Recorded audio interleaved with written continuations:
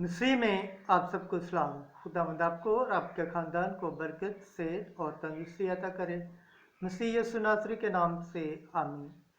ہمارے لیے آج کی تلاوت یوئیل نبی کی کتاب، اس کا پہلا باب 13 آیت سے 15 اور دوسرے باب کی پہلی آیت سے دوسری آیت تک۔ خداوند کا دن تاریکی اور قہر کا دن ہے۔ خدا باپ، بیٹے اور روح القدس کے نام سے آمین۔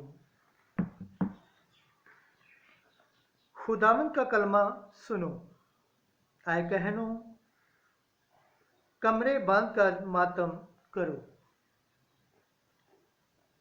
اے مذبح پر خدمت کرنے والو واہ ویلا کرو۔ اے میرے خدا کے خادموں، آؤ رات بھر ٹاٹ اوڑو، کیونکہ نظر اور تاپاون خداوند کے گھر سے موقوف ہو گئے ہیں۔ روزے کا اعلان کرو، مقدس محفل فراہم کرو، بزرگوں کو اور ملک کے تمام باشندوں کو خداوند اپنے خدا کے گھر میں جمع کرو، اور خداوند کے پاس فریاد کرو۔ ہائے وہ کیسا دن ہے، کیونکہ خداوند کا دن قریب ہے۔ وہ القادر کی طرف سے ہلاکت کی مانند آئے گا۔ سیون میں نرسنگا پھونکواؤ، میرے کوہ مقدس پر للکارو۔ ملک کے تمام باشندے تھر تھرائیں، کیونکہ خداوند کا دن قریب بلکہ دروازے پر ہے۔ تاریکی اور افسردگی کا دن، بادل اور قہر کا دن، جہاں جس فجر کی روشنی پہاڑوں پر پھیل جاتی ہے، اسی طرح ایک کثیر اور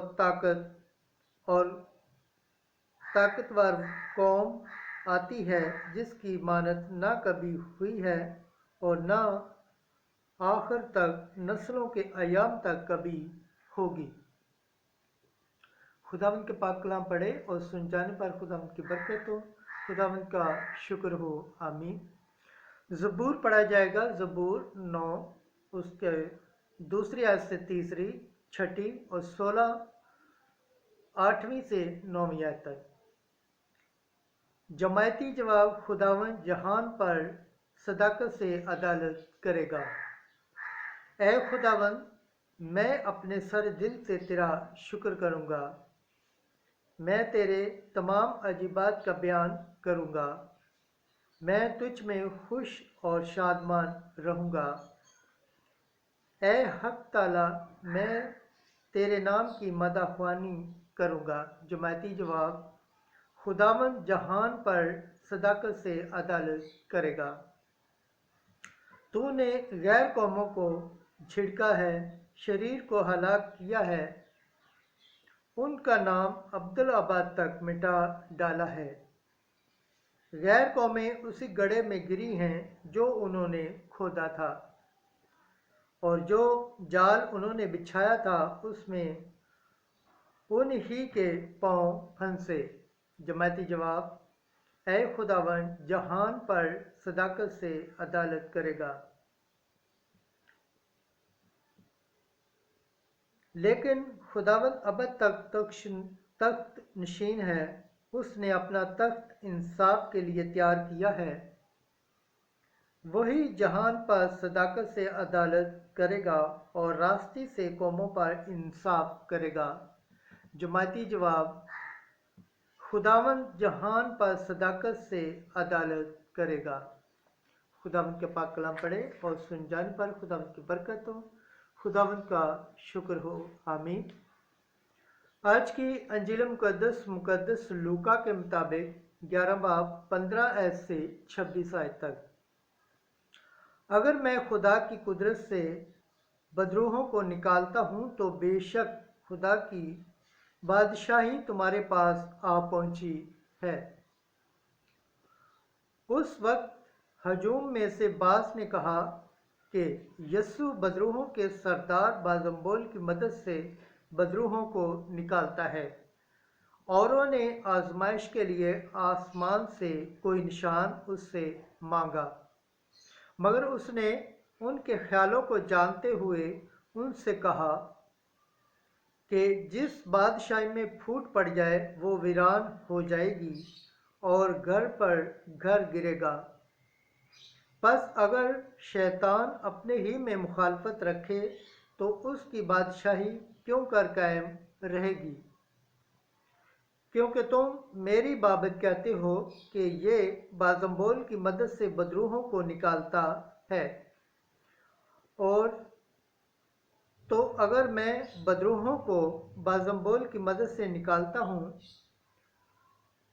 پھر تمہارے بیٹے کس کی مدد سے نکلتے ہیں؟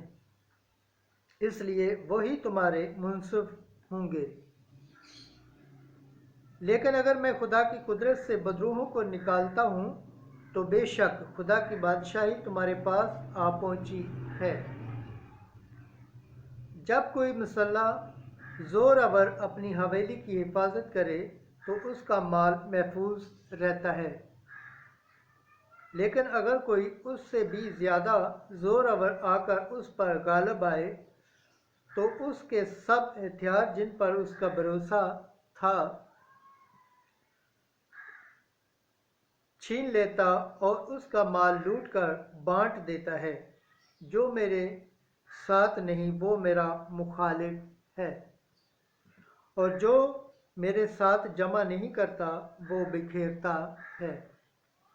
جب ناپاک روح آدمی میں سے نکلتی ہے تو بے آب جگہوں میں آرام ڈھونڈتی پھرتی ہے، اور جب نہیں پاتی تو کہتی ہے کہ میں اپنے اسی گھر کو جس سے نکلی ہوں لوٹ جاؤں گی، اور آ کر اسے اجڑا اور سنورا ہوا پاتی ہے۔ تب جا کر اور 7 روحیں جو اس سے بدتر ہیں اپنے ساتھ لاتی ہے، اور آ کر اس میں بستی ہیں، اور اس آدمی کا پچھلا حال پہلے سے بھی برا ہو جاتا ہے۔ انجیل مقدس کے وسیلہ سے ہمارے گناہ معاف کیے جائیں۔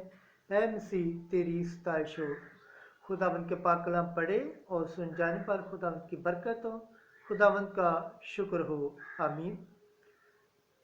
خدا باپ، بیٹے اور روح القدس کے نام سے آمین۔